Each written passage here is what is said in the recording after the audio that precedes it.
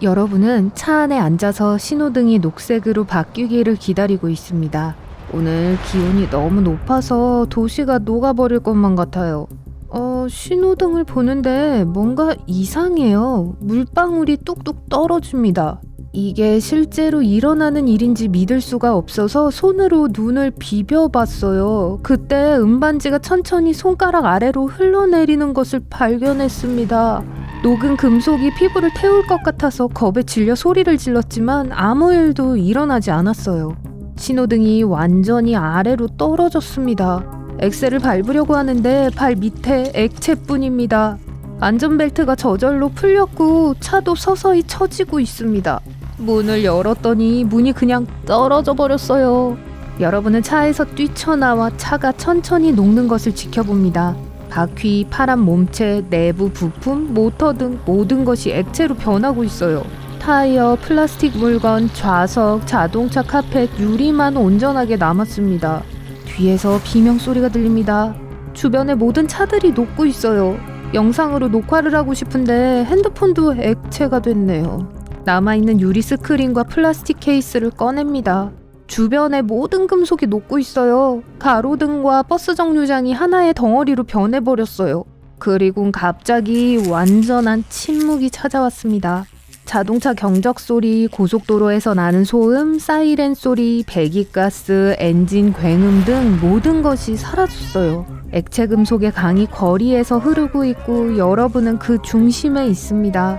금속 물줄기에 타이어와 자동차 부품이 휩쓸리고 있어요. 사람들도 쓰러지고 있습니다. 그때 낮고 큰 소리가 도시 전체에 들립니다. 사람들이 쇼핑몰, 도서관, 카페, 집, 사무실 등에서 뛰쳐나오고 있어요. 모든 집 주위에 웅덩이가 형성되고 있습니다. 모든 건물에는 금속 구조물, 철근, 부속품 등이 사용되죠. 지금은 그 금속들이 콘크리트 속에서 다 녹고 스며들고 있습니다.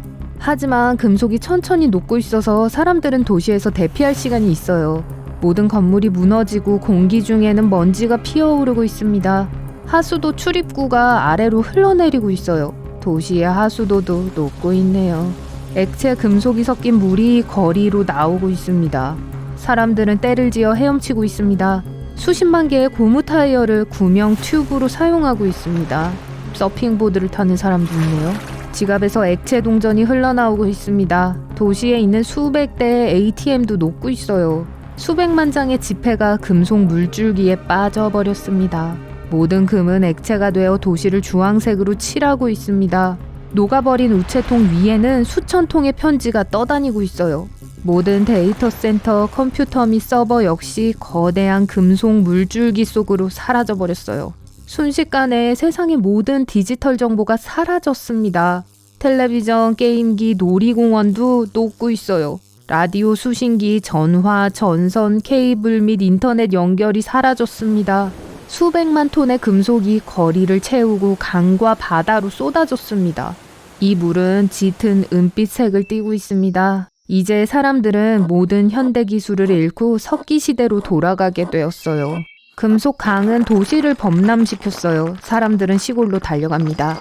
자전거, 오토바이 등 모든 교통수단이 사라졌어요. 도시 사람들은 전기와 전기로 움직이는 모든 것들을 잃었습니다. 자연구역에 있는 것들도 안전하지 않아요. 금속이 산과 지하에 숨겨져 있으니까요. 그 금속들도 액체로 변하고 흙과 돌 안에서 변형을 일으켰습니다. 어떤 산은 아이스크림이 녹은 것처럼 언덕이 되어 내려앉았습니다. 지진은 전 세계의 땅을 흔들고 지진 활동은 화산을 깨웠습니다. 화산에서 엄청난 양의 용암이 뿜어져 나오고 쟤는 하늘을 뒤덮습니다. 화산 마그마에는 녹은 금속이 많이 함유되어 있어요. 하지만 이제는 마그마가 굳지 않습니다.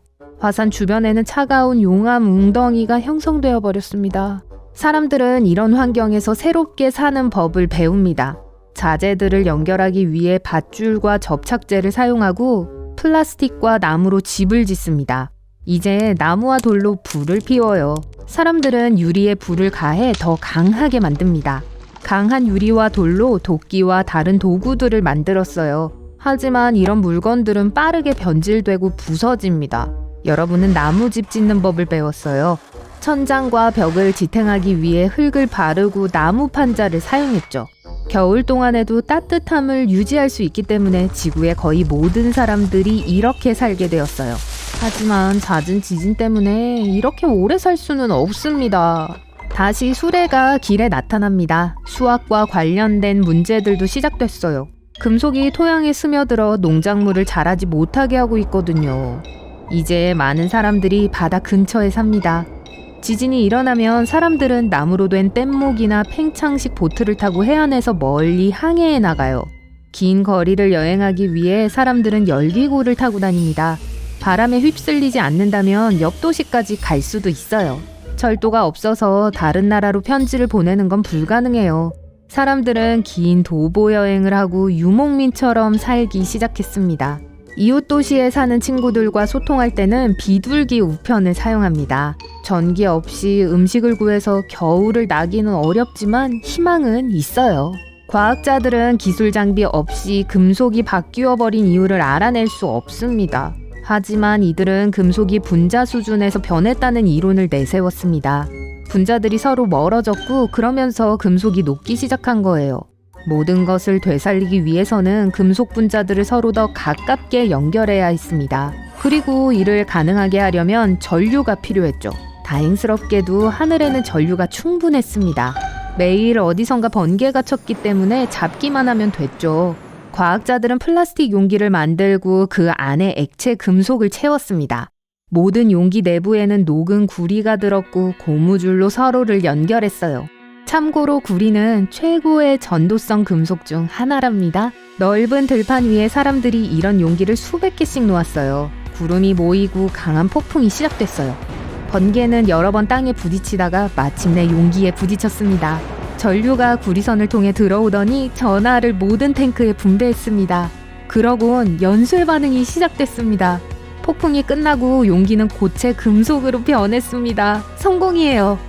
평범한 금속이 몇 톤씩 생겼어요. 과학자들은 이 소식을 퍼뜨리기 위해 비둘기 우편을 보냈습니다. 곧 세계 사람들은 번개를 잡으려고 애를 쓰게 되었습니다. 그 결과 발전소를 위한 최소한의 장비를 만들기에 충분한 금속이 모였어요. 과학자들은 금속을 강력한 자석으로 바꾸기 위해 이 발전소의 전기를 사용합니다. 땅과 바다 깊숙이에 스며들어 있는 액체철, 구리, 알루미늄을 꺼내기 위해 사람들은 금속 채굴소를 짓습니다. 먼저 이들은 땅에 깊은 구멍을 만들고 그 다음에 거대한 자석을 넣었습니다. 액체 금속은 흙을 통과하여 자석에 붙을 거예요. 사람들은 이렇게 추출된 물질을 사용해 새로운 자기장을 만들었어요. 이런 구덩이는 전 세계에 설치되었습니다. 거대한 자석이 바다에서 나타났어요. 사람들은 모든 액체 금속을 물 밖으로 퍼내고 전하를 이용해 고체 상태로 만들었습니다. 그리고 나서 사람들은 도끼, 톱, 공작 기계, 모루, 바퀴와 같은 금속 도구를 만들었습니다. 그리고 그들은 금속으로 된 부품과 집을 위한 뼈대를 만들었습니다. 삶이 서서히 나아지고 있습니다. 사람들은 체인, 자전거를 만들고 공장을 다시 지었어요. 철도를 복원하고 첫 번째 기차가 운행되었습니다. 새로운 산업시대가 다시 도래했어요. 철, 니켈, 알루미늄은 엄청난 수요 때문에 금보다 더 비싸졌습니다. 또한 액체 구리를 액체 은과 다른 금속으로부터 분리하는 작업은 쉽지 않은 일이에요. 이는 또 다른 가격 상승의 원인이 되었습니다. 고체 금속이 풍부해지면서 가격은 떨어지기 시작했습니다. 이전에는 철을 얻기 위해 채석장에서 철광석을 채취하고 광산을 깊게 팠죠. 이제 금속은 액체가 되었기 때문에 자기력으로 서로를 끌어당깁니다. 뒷마당에 있는 땅에 긴 자석을 꽂으면 다음 날에는 그 자석에 철이 가득 붙어 있을 거예요. 이렇게 금속 채굴이 쉬워지면서 기술 성장은 가속화되었어요. 이제 강철이나 은을 녹이기 위해 용광로가 필요하지 않습니다. 즉시 액체 형태로 금속을 모은 후 항아리에 붓고 액체 형태로 영원히 보관할 수 있죠.